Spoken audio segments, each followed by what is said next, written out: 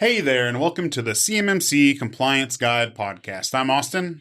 And I'm Brooke. From Justice IT Consulting, where we help businesses like yours navigate CMMC and NIST 800-171 compliance. We're hired guns getting companies fast-tracked to compliance, but today we're here to give you all the secrets for free, so if you want to tackle it yourself, you're equipped to do so.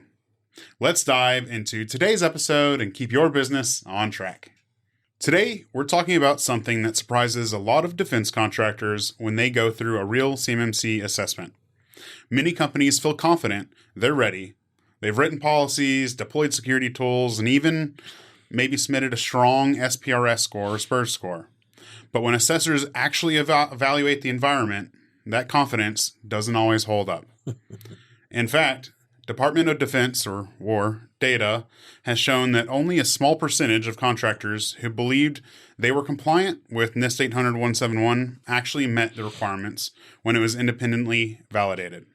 So today, we're going to talk about why that gap exists, how assessors actually evaluate compliance, and what contractors need to understand before they schedule their CMMC Level 2 assessment. All right, Brooke. So a lot of contractors often get excited, find a C3PAO, schedule an assessment, and then when it comes time to actually do the assessment, you'll hear C3PAOs complain about this all the time, that they have to then reschedule because they're not ready, right? Mm-hmm. Why do so many contractors believe that they're compliant, but whenever assessment day starts creeping up, they end up finding major gaps or suddenly feel that they're not ready? I guess, well, I'm not an assessor, and we're not a C3PAO. I just tell you what we've heard. One of the biggest things really is that, contractors, typically there's somebody technical heavily involved or in charge of the implementation and getting everything ready. Maybe that's an IT guy, a CIO or whatever, something like that. But they may be in charge of getting it done. And so what do IT guys like me like to do? Get all those technical controls in place. Documentation, we can put some documentation down. The assessors might get that documentation and look and go, what you have in your policies doesn't necessarily match, or it appears like you might not be ready, something like that, or when you do. Anyway, there's all sorts of reasons, but more times than not, the contractor just doesn't understand what that assessor is really looking for, right? You can read the assessment objectives, or you can read the controls, you can read the assessment objectives, the DoD guidance and stuff like that. You can come up with a completely different a technical guy can come up with something completely different than the assessor does. And the other problem is that, us, when we're writing this stuff down, some of it just makes sense to us because this is our system, right? So you write stuff down. What you really need to do is you need to write your statements like maybe a third party outside your organization is going to read it and have to understand it. There's a thought. And to be honest, when, I first started writing these a while back, I did that too, so it makes perfect sense, and then you think about it and an assessor has to come in and they might have to make heads or tails out of this, and so they've got to be able to look at it and understand it. It needs to tell them a story. Policies need to match, all that kind of fun stuff. So you really need to write your SSP and all your control statements, your assessment objective statements. You need to do everything with somebody else in mind, right? So a lot of people treat it like a checklist at first. Hopefully at this point in the CMMC journey, life cycle, however you want to phrase that, hopefully at this point people understand that more and that they need to explain it. But truthfully, of course, all the people that are coming to us are the ones that need help and have realized that oh crap, this is something that's going to be gigantically hard for us to do, right? And so that's the people we see. But being in the community and understanding and hearing, that's a very common problem, is that you just don't understand what the assessor is looking for, and you have a tendency to treat it more like a checkbox. Not literally really like a checkbox, but more simply than it really needs to be done. Mm-hmm. And oftentimes that can be as the realization that they're not ready can be as soon as when the assessor or C3PAO sends the first request for the evidence package out prior to their assessment date. They get that assessment package and they look at it and they go, "Hey, buddy, you ain't there. So how about we hold off on this mock?" Or the contractor gets the request and they go, "You want what?" That's yes, and the assessors know that if you can't provide that package within a time frame that they're looking for, they know they have a very good idea that you're not going to be ready. Mm-hmm. But the package is a lot that they want to look at and they want to see. Depends on how you're doing it exactly, but a lot of times they'll want to see the maybe your SSP and then an inventory of everything that you have. And once you provide that inventory, if it's a short list, they'll be going, "Is this really it? Are you sure?" So yeah, there's a lot to it, and they got to see that there's a lot to that package. All right. So we had mentioned the evidence package. So normally, you'll hire your C3PAO, your assessment data will come up, they'll request the evidence and your other documentation and stuff.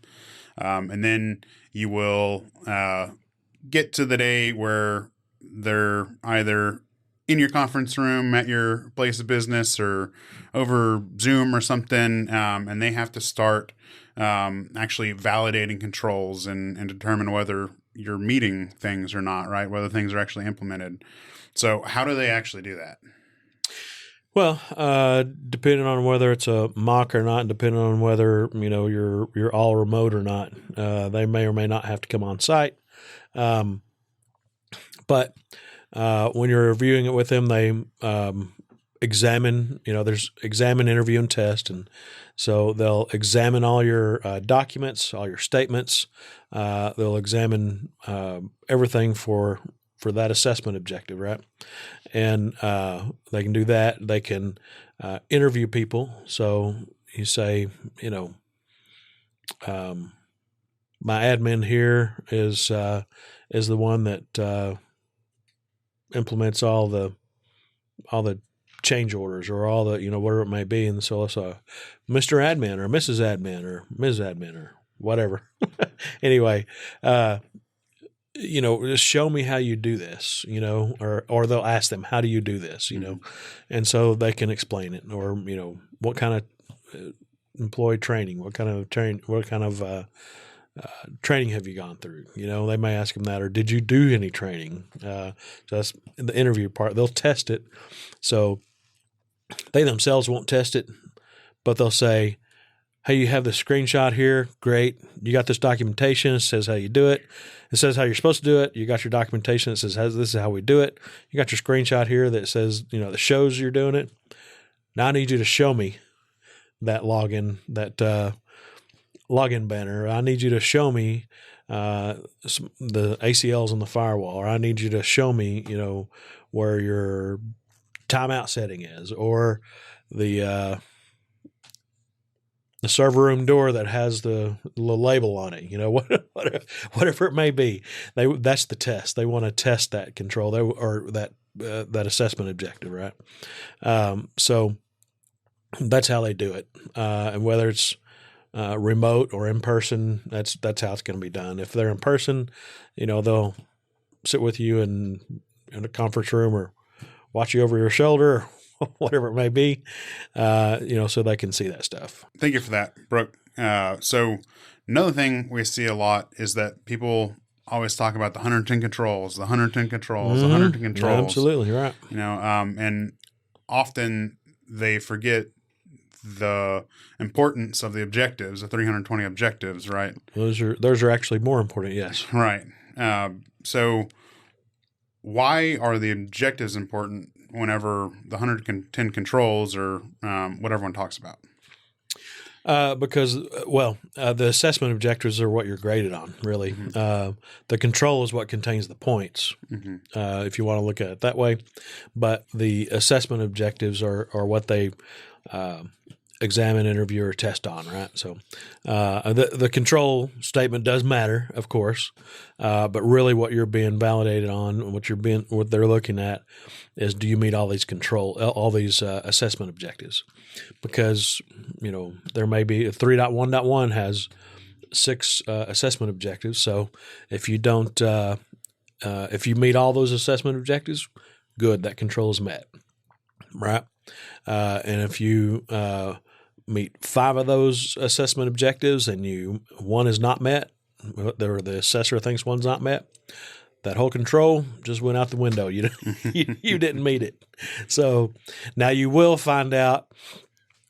They won't just tell you, this control's not met. They'll tell you which assessment objective, and they may even they'll tell you why, but they won't get into any more details than that because they have to stay, because of our code of professional conduct, our code of ethics, right? They have to stay 1,000%. They have to stay way away from consulting.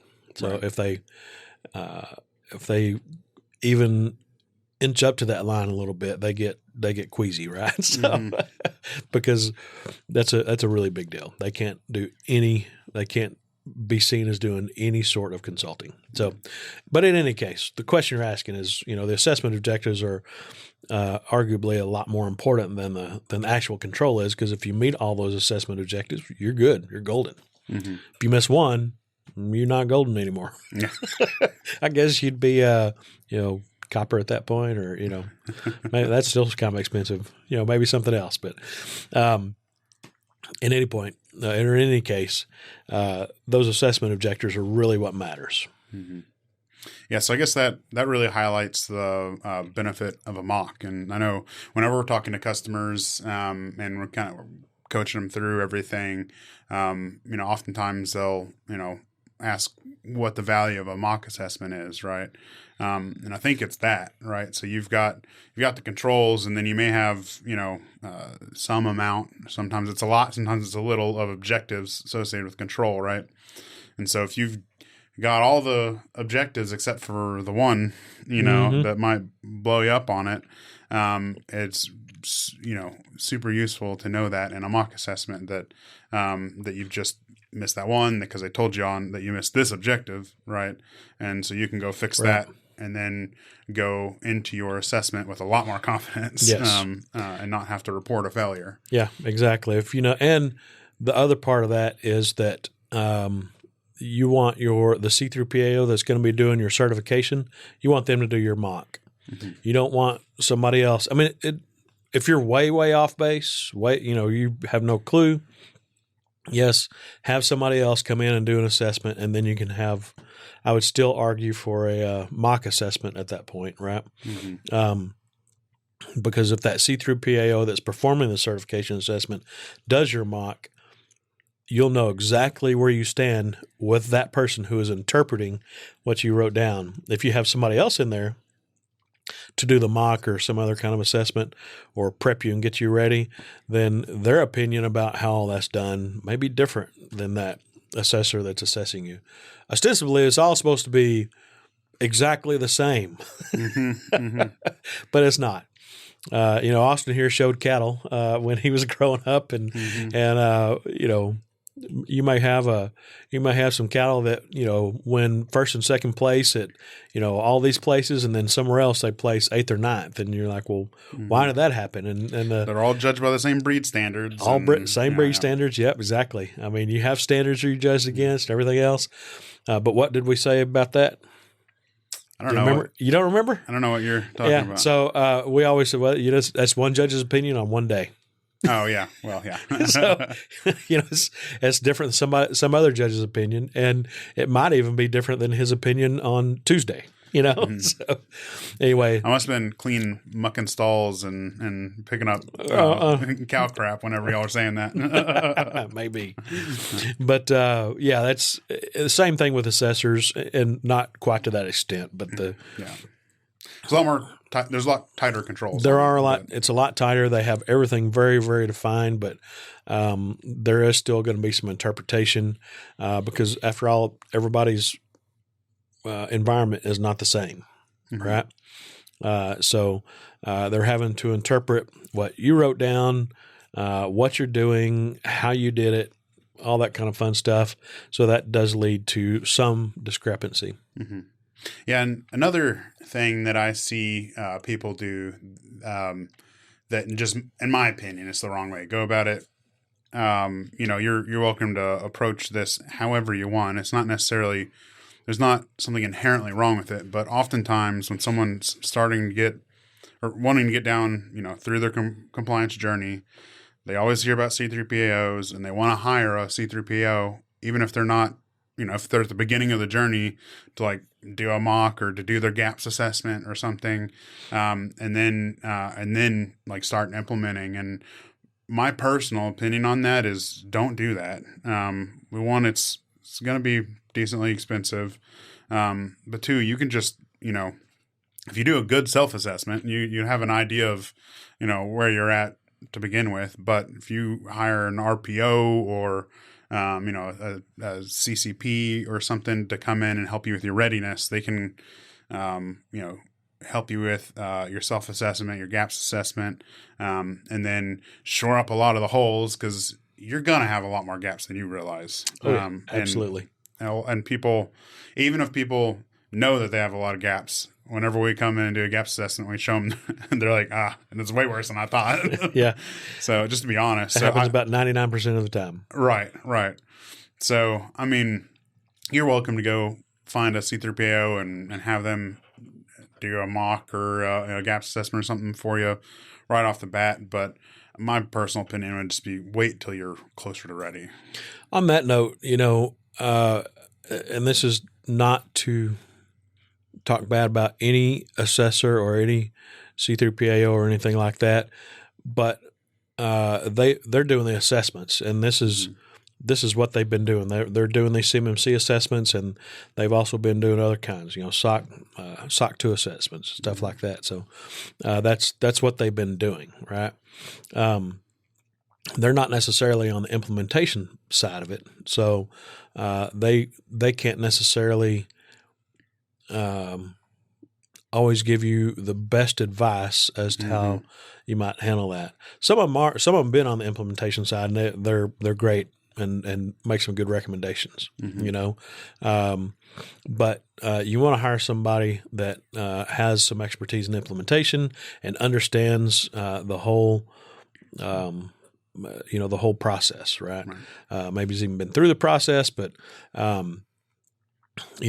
would say if you're looking for an RPO to help you with implementation and getting ready, then I'd say look for one with a CCP or CCA on staff, or more than one CCP or CCA, right? RPs are good, but you've got to really do your homework. So look for an RPO, a registered practitioner organization. We're bad about not remembering to say the whole all the words. So if you're looking at, a registered practitioner organization, RPO, you can find them on the Cyber AB marketplace. Look for one that has, CCP or CCAs on staff, and that those can usually get you a good, help you with implementation really well. So, especially if they've been through, mock assessments, certification assessments, whatever it is, what I can tell you is when you start doing that mock assessment, you realize how valuable it is, and how much it helps out. As much as, you might know and everything else, the first one you go through, you're like, oh yeah, that's eye-opening. Absolutely.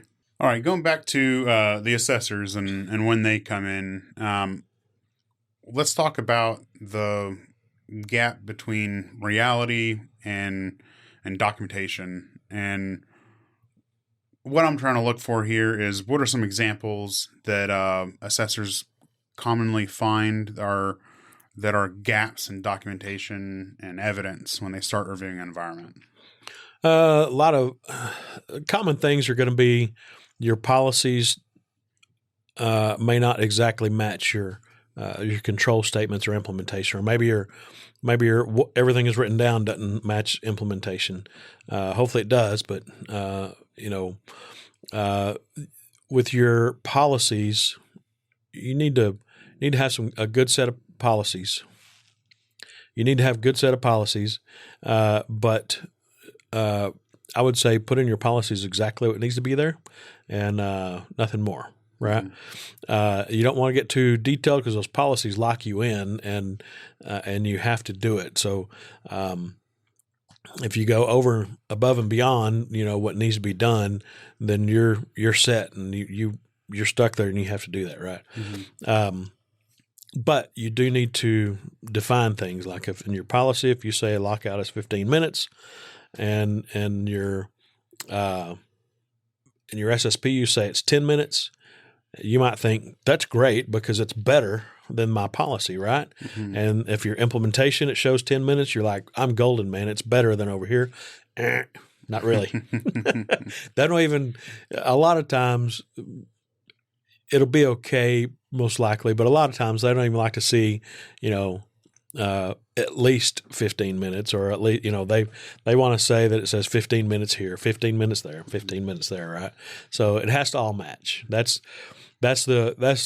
what I hear is that's the biggest thing that happens is the documentation doesn't match, or maybe you didn't spell something out completely in your policies that you need to. Mm-hmm. But I would still caution you from being too verbose, I guess, in your policies, right? And just put in there, like you never seen this, but the old Dragnet series on TV, it was on in reruns when I was a kid. So anyway, there was an FBI agent, and he said, a lady was telling him this big long story. And he says, "Ma'am, just the facts, ma'am."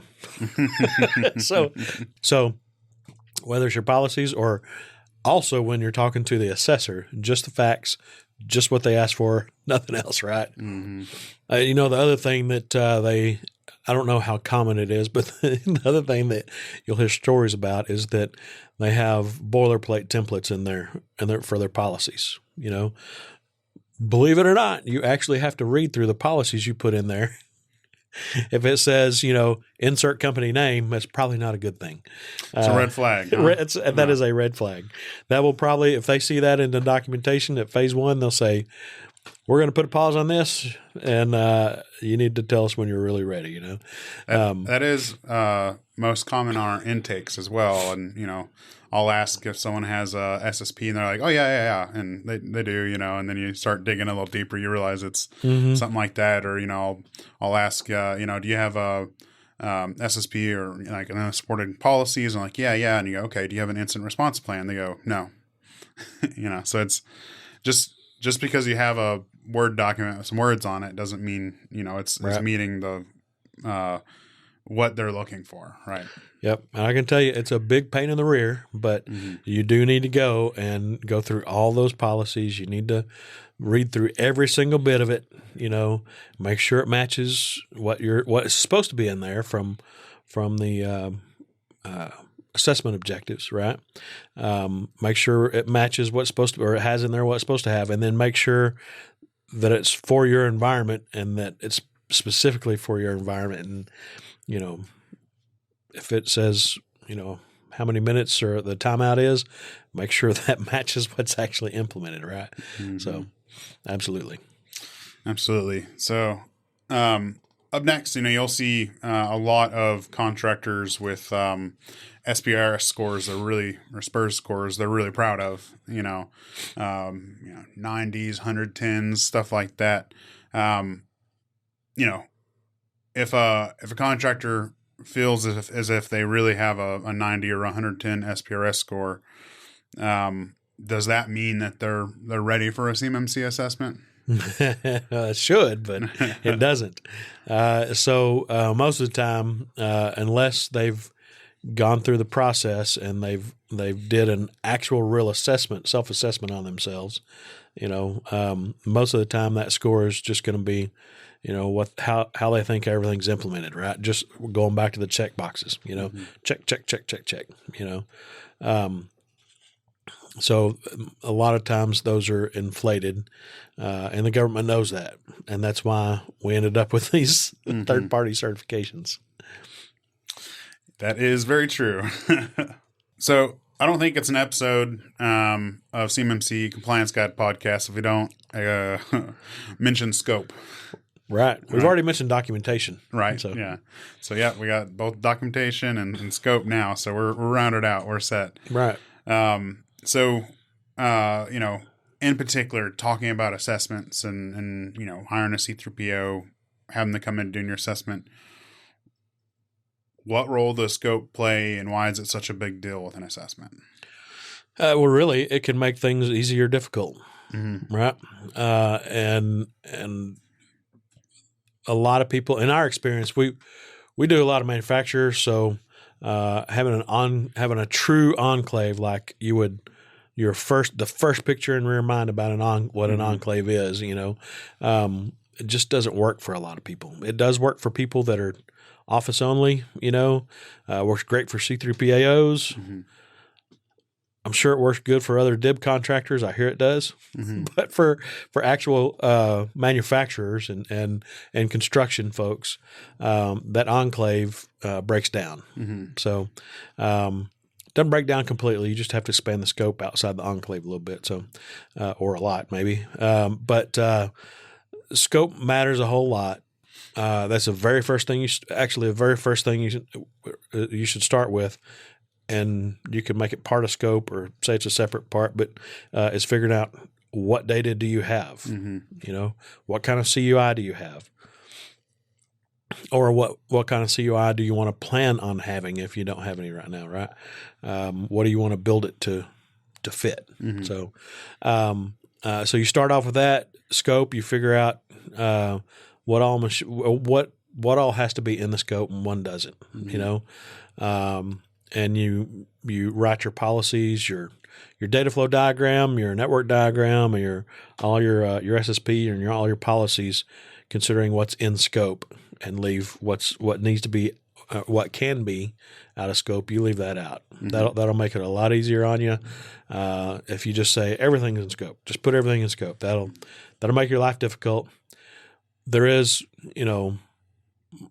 are quite a few contractors who all their business is DOD or DOW, right? And so if it's all DOW work and all CUI work, then yeah, probably most everything's going to be in scope, right? In some manner, right? However, you can scope out the accounting folks, you can scope out the HR folks, stuff like that. So you can start thinking about that and carving things out that you don't have to scope in it, and that makes things easier, makes your life easier, makes the assessors happy that they don't have to worry about some of this stuff. I assume it does. Yeah. No. So I was talking to someone yesterday, machine shop, and we were talking about his scope and everything, and then I could see just kind of the light bulb, turn on over his head, and we were talking about it, and he was like, "Well, so does that mean like my physical shop floor, like it's in scope?" And I was like, "Well, if you're doing it the way that you're describing it, yes, it does." And so that means we have to have physical access control of the building. I was like, well, yes. And so we'll talk about the employee entrance and the front door and receiving, where they get bar stock. Oh, we just leave all our doors open. It gets hot in there. Right. That's an issue. Well, and for him, it's we started talking about more and more, and then we talked about how they do the roll doors in the back, and then he realized he's got this big on the back of their property, just a big gaping hole, they got a fence on the front, but on the back. And he's like, well, I have to build a fence now. And I was like, well, it's one way, and so it just, at that point, when he realized that the enclave that he was talking about and wanting, started to, creep into the actual physical, right. part of the building and to the property and to the fence line. You know, he just kind of realized the full breadth of scope, and it kind of overwhelmed him because, you know, he was looking to get into defense work, and he was trying to figure out, you know, if this is something he wanted to do or not. And I hope I didn't ruin his day, but nonetheless, we were able to get him in the right direction. So good. But yeah, it can be understanding what your scope is and what an enclave actually includes, especially for someone like a manufacturer, is more than what you might see online or advertised out there. So Absolutely. So let's talk about the role goal that everyone has, and that is passing an assessment. Making 110. Right, exactly. So what separates the companies that pass their assessments from the ones that don't quite get there? What separates the 110 from 109 and below? You know, most of the time, a lot of things we already talked about, right? A lot of times it's documentation. You know, you've got to pay attention to details. You've got to spend a lot of time doing this, and you can outsource a good bit of it, right, to somebody else to help you. You still have to be part of it. You still have to understand everything. The assessors will ask you, you know, how this control is put in place, and you'll have to be able to come up with some sort of answer that's that is right. You know, you may be able to lean on the other people to fill in and to help out and all that kind of fun stuff. But they'll expect you to know these things, right? And at least know the high level part of it. And what's in your policies, right? And so you can read. So read those policies. You know, the last homework we give people, you know, that we're working with is, all right, now we've done this, we've implemented it. We do our quarterly and annual reviews, and we do this and that. And now you need to go back and I know you've reviewed this stuff, but you need to go back right before the assessment. You need to read through every single policy.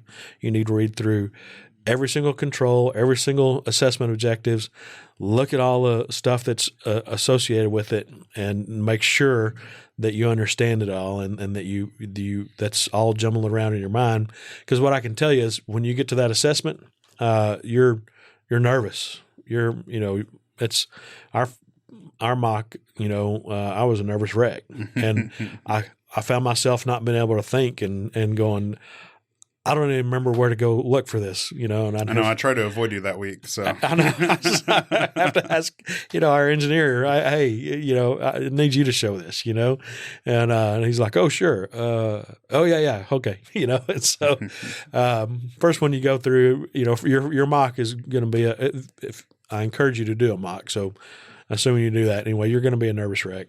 At least you'll start out like that. By the second day and third day, it'll be better. But hopefully, hopefully, I can tell you my stomach still hurt on the third day.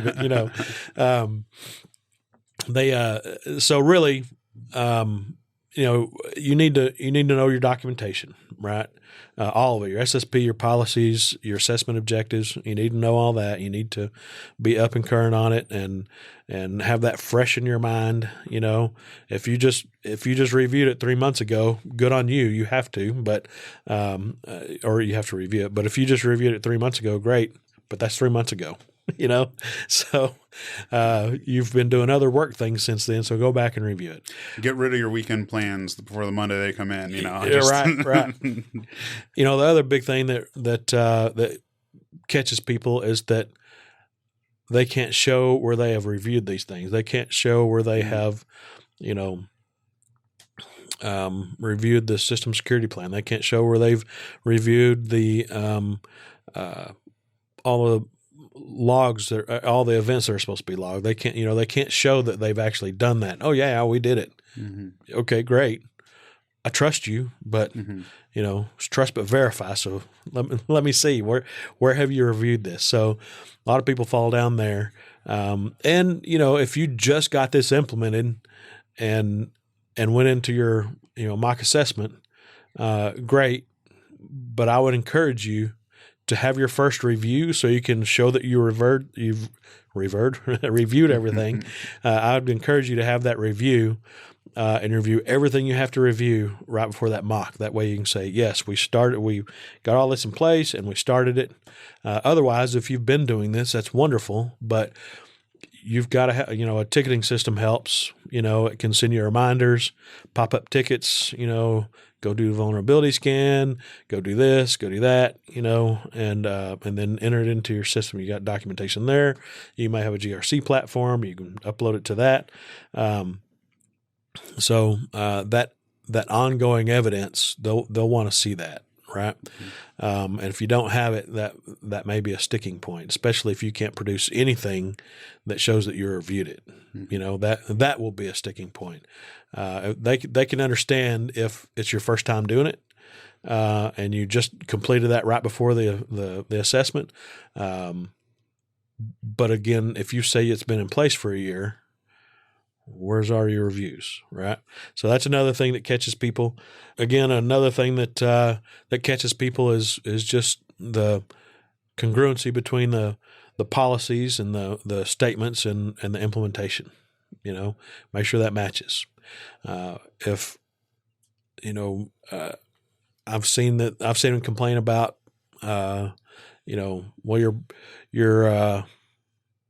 your policy says that your password history is at least 5. You had it set to 24, and you're like, well, yeah, that's better, and it said at least, and they're like, well, yeah, but it doesn't match, and you can argue that point, but do you really want to have to argue small points like that, So if you've got it set at 24, your password history at 24, just put in your policy 24, right?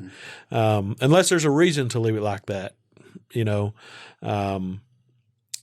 then you have to think about all your different systems, Active Directory, Intra, you may use Kahua or Job Boss or, whatever it may be. You got to think about all the different systems that you use, Prevail or whatever. And, what about, the users in there? What about the log in there? What about all that kind of fun stuff? So don't forget those things. Of course, that's part of scope. So I guess I'm saying scope is part of the problem too. Back to scope. Yeah, that's right. But most problems are documentation related. Awesome. Well, thank you, Brooke. Well, I think we've got a meeting run too, so we're going to go ahead and wrap it up there. Thank you guys for joining us today. If you have questions about what we covered, please reach out to us. We're here to help fast track your compliance journey. Text, email, or call in your questions, and we'll answer them for free here on the podcast. You can find our contact information at CMMC Compliance Guide.com. Stay tuned for our next episode. Until then, stay compliant, stay secure, and make sure to subscribe.